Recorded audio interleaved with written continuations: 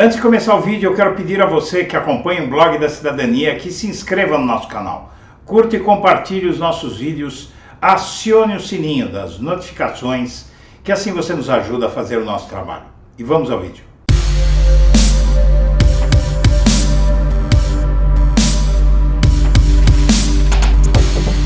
Bom dia, senhoras e senhores. Hoje é 13 de novembro de 2022, são 8 horas da manhã.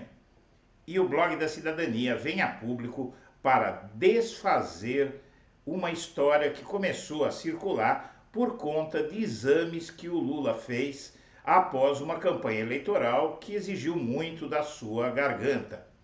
Foi espalhado por aí que o Lula estaria com uma inflamação na garganta, e de fato ele está com uma inflamação na garganta, devido, obviamente, a uma campanha eleitoral em que teve que discursar incontáveis vezes, e ele tem essa região da garganta um pouco fragilizada por um câncer que teve há bastante tempo. Logo após a eleição da Dilma Rousseff, foi constatado que o Lula tinha um tumor na garganta, e isso foi tratado.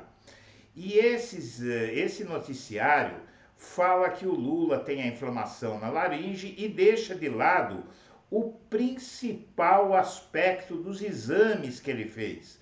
E o principal aspecto dos exames mostram que o câncer de Lula foi redimido, ele acabou, não há sinais de câncer na garganta do Lula, e esse que era o aspecto mais importante ficou em segundo plano. Então vamos ver aqui, né, em uma dessas matérias que saíram ao longo do dia de ontem, o ponto em que o fato real é explicado, mas de forma discreta, prevalecendo inclusive um tom no noticiário que dá a entender que o Lula teria algum problema na garganta.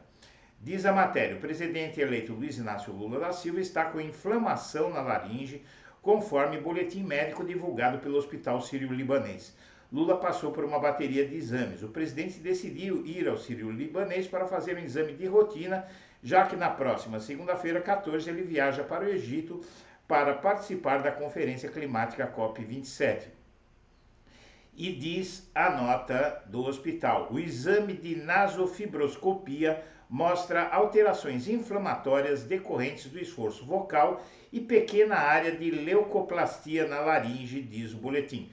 Leucoplastia oral é uma condição na qual pequenas placas brancas crescem na língua. O presidente eleito passou por exames de imagens como ecocardiograma, angiotomografias e PET-scan, que estão normais. Estes exames mostraram completa remissão do tumor diagnosticado em Lula em 2011. Então vejam, este é o fato. Exames mostraram completa remissão, ou seja, completa extinção do tumor diagnosticado em Lula em 2011. O exame de nasofibroscopia mostrou alterações inflamatórias decorrentes do esforço vocal que o Lula fez na campanha. É só isso. Na verdade, eu e você, é isso que essas notas da imprensa não mostram, e que chega a parecer macabro isso, minha amiga, meu amigo. Eles não mostram um fato, que é o seguinte: se eu ou você passássemos meses gritando em palanques, porque em palanque você não fala, você grita, porque vem a empolgação, e o Lula tem um estilo próprio de falar que privilegia um tom de voz mais alto. Então foi isso que causou a inflamação na garganta, e não tem nada mais na garganta do Lula além de uma inflamação causada por esforço vocal. Vejam bem, eu, Eduardo Guimarães, daqui do Blog da Cidadania, já tive no último ano 2 vezes problema de rouquidão devido ao fato que eu falo muito todos os dias nos programas que eu apresento aqui no canal. Quando eu fazia lives todo dia, inclusive, era 1h30 falando sem parar. Então isso não tem nenhum tipo de problema maior para qualquer pessoa ter uma inflamação na garganta por forçar demais a voz. O fato que precisa ser bem frisado e que é uma ótima notícia é que Lula está curado do câncer. E a campanha Fora Bolsonaro vai virar campanha dentro do Bolsonaro, mas dentro da prisão. A campanha Fora Bolsonaro manterá atos de rua para punição ao presidente. Movimentos querem continuar mobilizados para cobrar Lula e enfrentar grupos de direita. A campanha nacional Fora Bolsonaro, que reúne movimentos sociais, sindicatos e partidos de esquerda e organizou manifestações de rua pelo impeachment do Bolsonaro, decidiu manter suas atividades no próximo ano, mesmo com a saída dele do cargo. A campanha mudará de novo e fará manifestações para pedir punição a Bolsonaro e membros do seu governo por, diz a matéria, supostos crimes cometidos nos últimos anos. A ideia também é manter ativa a mobilização contra movimentos antidemocráticos e cobrar do presidente eleito Luiz Inácio Lula da Silva as demandas dos setores populares. Na reunião, a avaliação foi a de que a mobilização nas ruas foi decisiva para a vitória do petista em uma eleição em que a diferença de votos entre os candidatos foi reduzida. Manter o espaço de articulação dos movimentos sociais e populares será fundamental para garantir no governo Lula as reivindicações populares e, ao mesmo tempo, promover lutas de massas contra o fascismo e a extrema-direita, diz Raimundo Bonfim, da Central de Movimentos Populares. E os Estados Unidos estão em festa, porque os democratas conseguiram maioria no Senado e Joe Biden sai fortalecido das eleições contra Donald Trump, que está infernizando junto com o Partido Republicano. Isso que você está vendo nos Estados Unidos é praticamente uma prévia do que deve acontecer aqui no Brasil, porque a política norte-americana e a política brasileira se tornaram muito parecidas em questão das forças políticas que têm o controle da política nesse país. O Partido Democrata, ele tem uma ideologia bastante próxima do que é a do PT hoje, e o Partido Republicano deu uma guinada forte à direita por conta do Donald Trump, que conduziu esse partido para a extrema-direita e para essas teses fascistas que se viu. O Partido Democrata celebra a conquista, neste sábado, da cadeira que faltava para manter o controle do Senado nos Estados Unidos. Uma vitória decisiva para a continuação da presidência de Biden e um amargo fracasso para Trump. Sinto-me bem, estou ansioso pelos próximos 2 anos, reagiu Biden de Phnom Penh, no Camboja, à margem de uma cúpula asiática. 4 dias após a eleição de meio de mandato, a mídia americana declarou vitória para a senadora democrata Catherine Cortez Masto, no estado-chave de Nevada. A titular do cargo venceu por pouco Adam Laxalt, candidato apoiado por Trump. E a web pede respeito à mulher de Lula, a Janja, após crítica de jornalista da Globo News. Eliane Cantanhede criticou a participação da esposa de Lula na transição de governo e a comparou com outras primeiras-damas. A comentarista de política da Globo News, a jornalista Eliane Cantanhede, revoltou internautas após condenar a participação ativa de Janja da Silva, esposa do presidente Luiz Inácio Lula da Silva, na transição de governo. Ela não é política, disse Cantanhede. Segundo a comentarista, o protagonismo da socióloga tem incomodado os setores do Partido dos Trabalhadores. A jornalista ainda comparou Janja com outras primeiras-damas e comentou que a mulher do presidente deveria se limitar a ter voz apenas no quarto do casal. Uma fala mais machista do que essa seria impossível e vem de uma mulher emancipada, uma jornalista que deveria ter mais cuidado com o que fala, não é? E aí você teve muita coisa aí em termos de críticas a jornalista. Diz aqui esse tuiteiro que a fala desastrosa da jornalista Eliane Cantanhede de que a futura primeira-dama Janja não deveria preparar a posse e sim limitar seu papel ao quarto do casal, revela um misto de machismo estrutural, misoginia e inveja. Janja pode e deve estar onde ela quiser. Respeita a Janja.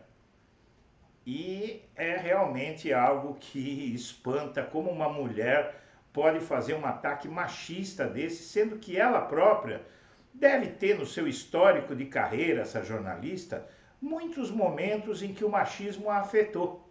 Não é? Então, realmente, quando o negro flerta com o racismo, quando a mulher flerta com o machismo, é realmente uma perda para todos.